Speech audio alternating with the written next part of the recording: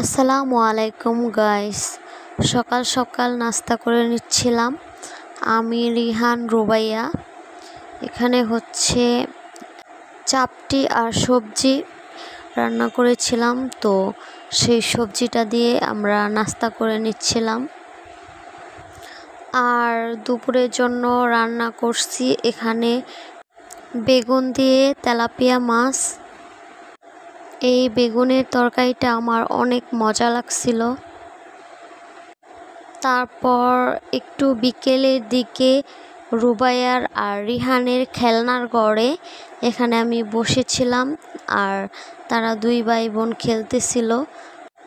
আমিও তাদের গাড়িতে বসে বসে মোবাইল টিপতেছিলাম, আর তারা দুই ভাই বোন খেলতেছিল। খেলা টেলা শেষ করার পর এখানে আমি পাস্তা রান্না করতেছিলাম, সাথে 2 প্যাকেট নুডলসও অ্যাড করছি। পাস্তাটা আমার ঘরে সব সময় থাকে, যেহেতু তারা দুই ভাই বোন খুব বেশি পছন্দ করে। বিকেলে বা সকালে আমি এই পাস্তাটা তাদের মাঝে মধ্যেই রান্না করে দেই। আর তারপর এখানে রিহান বাবু আমারে ভেঙাইতেছিল।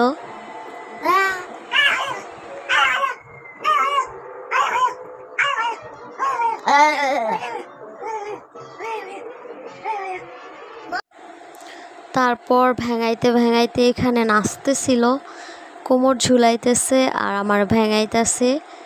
এটা আমার কাছে অনেক ভালো লাগে। আজকের মতো এই পর্যন্তই।